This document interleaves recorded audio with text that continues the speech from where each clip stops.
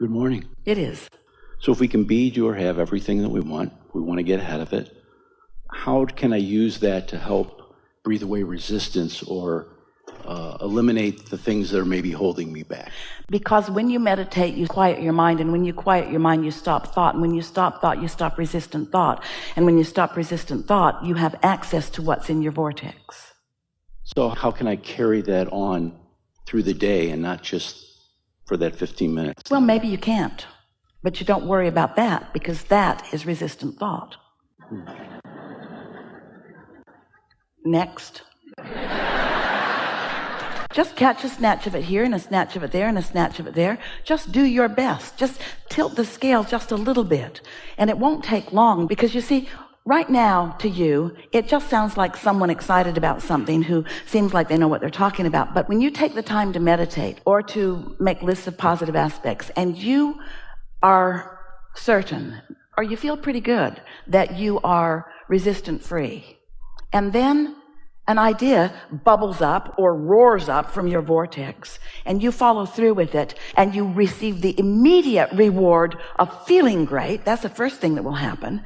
A moment of clarity, or a moment of insight, or a moment of euphoria, or a moment of interest. Doesn't matter what label you give it. It feels really good to you. And then another, and then another. We're not asking you to expect it to bubble up and manifest. We're asking you to allow it to bubble up and feel it, and acknowledge that you feel it, and milk it as long as you can, and see what else it turns to before your practical mind gets involved and you start introducing resistance into the equation. That's the game you want to play. How long can I go resistant free? But even when you play that game, now you make it resistant right from the get-go, because you're trying to be perfect. You don't have to be perfect. You don't have to only think pure positive thoughts. Your contrast served you. That's how all the ingredients got into your vortex. And your inner being knows what that all adds up to. The lifetimes of glorious experience that adds up to. We called this gathering for a while the science of deliberate creation, but you were too heavy on the thinking part. And then we began calling it the art of allowing, the art of receiving, the art of every now and again getting into the receiving mode so that you can receive an impulse about something. Don't you have experiences that you could tell one another about how you cared about something? Maybe something caused you to worry about it, and you cared about it, and then you were carefree, or maybe you don't even remember that part, but you turned a corner and there it was, and it just felt like it came out of nowhere. And we want you to know that things are ready to come out of what you think is nowhere all the time. Great ideas are ready to come out of what you want to call nowhere, because they're not coming out of the tangible piles that you've been gathering. They're coming out of the intangible, non-resistant, well-stocked kitchen, stocked by only the ingredients that you want. And so it's about getting into the receptive mode is everything. But in order for you to know how important it is and feel the power of it, first you have to accept that your life has been serving you, and that you've put many decisions and requests and goals and hopes and dreams there, and that they are ready for you. When we say, you said it back to us, you can be or do or have anything that you desire, and you've been putting it into your vortex in bits and pieces, but you don't have the ability to look into it and see everything that is what you want to call potential. We want to call it a done deal. And your inner being will inspire you according to your path of least resistance. Let's say that you have something that you really want, but you are really thinking in opposition of it. And your inner being knows that you want it and knows where you stand vibrationally. Your inner being will offer you impulses that will guide you around your resistant thought. You did that with your children when they were little. Do you remember? When you knew that there was that thing that they always wanted to do in that store, do you remember you never took them down that aisle? You always took them on a path of least resistance, a path that you felt would be a more comfortable experience for them and for you. And so it's the same sort of thing. Your inner being knows. Do you meditate? Do you? Do you quiet your mind? And have you heard from us here today? Do you have a sort of renewed interest in the power of that quieted mind? We'll talk more about meditation if you want to. You want to? What do you want? I do. So quieting the mind, sometimes thoughts come to me, things. Well, here's the thing. Let's say that you woke up and you were thinking about something. It could be positive or negative. Let's just say you were thinking about it. Now let's say that it's not all that positive. Then you check your email and there's more about it in there. And then you turn on the television and it's kind of like that too. And then you call a friend and you kind of get some stuff going as you are facing reality and pointing out. Esther hears it on the airplane all the time. Business people talking to their coworkers or calling their coworkers about things that they're trying to hammer into place. And she just puts her earphones on and puts her pillow on and focuses into her world and out of that, because it doesn't take very much of that focus before off you go. So if you're in that sort of momentum, that's not the best time for you to say, I think I'll meditate, or I think I need to meditate, because you will have a very difficult time quieting your mind under those conditions. Those thoughts already have enough momentum going that's when the lobotomy would be more helpful, or a nap. We would meditate when there's the least amount of momentum going. It's sort of like, have you ever felt like you really needed to sleep, but you couldn't sleep? And the harder you tried to sleep, the more you couldn't sleep.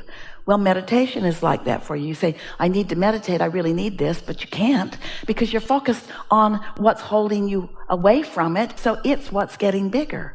So what you do is you wait for a sort of clear space, and that usually comes earlier in the morning. Maybe it comes after your kids leave the house. Maybe it comes when you're finally alone in your car somewhere. You could pull under a tree. You have to find a quiet space for it. And the earlier in the day, the better. But you'll get better and better at it. It's just a matter of focus. We recommend that you focus upon something that doesn't require very much thought. Because to say, I'm not going to think about anything, now you're thinking about not thinking about anything, and everything in the world that you're not wanting to think about, you're thinking about. But find something to focus on. It might be a bird in a bird bath. It might be the dripping of a faucet. Esther likes to listen to the air conditioner because she lives and has always lived in hot places. So the air conditioner, there's almost always that sound. Hear it? Hear how steady it is? And notice that you're not prone. There's not much to think about in that. You don't say, I've heard better. It's just a sound, and it's not testing you in any way. And if you've decided to focus on it, sometimes Esther will focus on it and her mind will wander, and she'll say, oh yeah. Then she'll listen for it again, and then her mind will wander. But after a minute or two or three, she's isolated that. She's focused upon that. And then it's not long after that before she's got that feeling of detachment. And do you know, you could meditate for 15 or 20 minutes. That's as long as we would encourage for any one setting, once a day. You could meditate for 15 or 20 minutes, and you might only catch that feeling of detachment the last minute or two or three. That's enough. That's enough. Just quiet your mind and allow yourself access to what your inner being knows. What my inner being knows about what?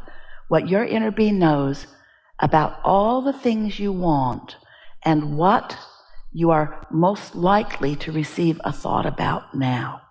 Sometimes, if you are in an urgent situation where you're about to take a step or turn into traffic or do something that is critical to your experience, when it's a strong intention like living longer, sometimes even in resistance, your inner being can offer you an impulse and you will do something that you didn't even know you could do. Have you had those experiences? I handled my car better than I've ever handled it. I just can't even believe what happened. But it's so much easier to prepare yourself to be in the receptive mode. It's so much more fun. You have so much more control. So did we answer your question about meditation? Just one other question. Does Esther receive lists? That's the way I'd say it. But during meditation, do things come to her to do this? Get an impulse to do that, or write this down, or if you're there, you're not really detached.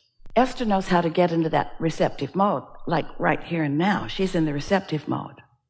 So she's quieted her mind. She's allowed her vibration to rise to the frequency of us. So she's vibrationally compatible with us. and every intent we have, she's translating.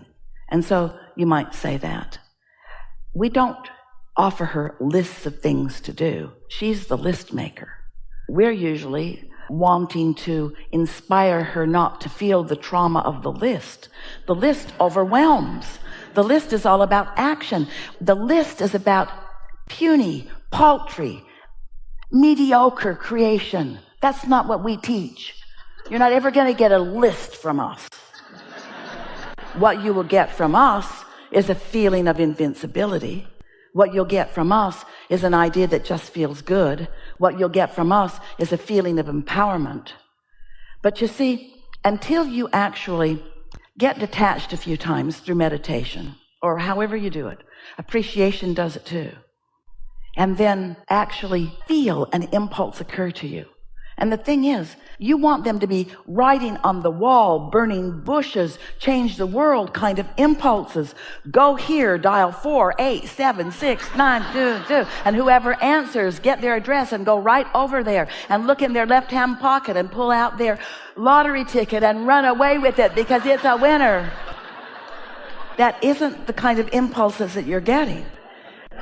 But once you receive this impulse and you recognize the freshness of it, and most important, you recognize, until you feel, oh, we want this so much for you, until you feel the power of non-resistant moment, even if it only lasts 10 seconds, then these are just so many words.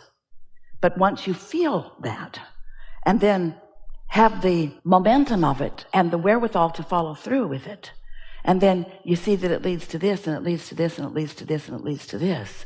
And you have that joyous journey, which we keep wanting to say is really what you want. And you keep saying, yeah, I want the joyous journey too, as long as it's leading me to the destination that I want. Yeah, I want the joyous journey as long as it's leading me to the destination that I want. We're speaking it so fast you can't even hear the words because you're so eager to get to the destination that you want. Oh, yeah, I'm willing. Well, just cool your jets. Just relax and enjoy the freshness, enjoy the clarity. Clarity is power. Can't you feel that in yourself? Don't you know, even in your own house, you get up, you have things to do, maybe you're going to get on a trip. Have you ever just run around in circles? And it's a miracle that you even made the plane. Haven't you had a day like that? And haven't you also had a day when you're usually by yourself when you have this kind of day, but where everything just falls into place? The traffic parts for you, everyone's nice to you, you have extra time, you just feel good about where you are. We want your lives to be calm and clear. We want them to be sure and full of all of these good feelings. And this is what this powerful receiving is about. Letting yourself receive, letting yourself be the vibrational equivalent of your inner being, where all of your power is. And now we're just going to tell you something. We love you so much. You hardly meet a human who is 10% of that. Hardly ever. And when you do, you are amazed. So we're not asking for a perfect record. We're not asking you to stop ragging on that person at work that drives you crazy. We're just asking you to ratchet it back a notch. And we're asking you, in addition, look for some positive aspects too. We're not asking you to meditate all day. You couldn't if you wanted to. Some try it. It's not what you want to do. It's not what we want you to do. We're just asking you to find 15 or 20 minutes and do your best to find a moment or two of detachment, and then notice what happens next. We want you to introduce yourself to your power. We want you to get hooked on it, because you came as creators. You did not come as regurgitators.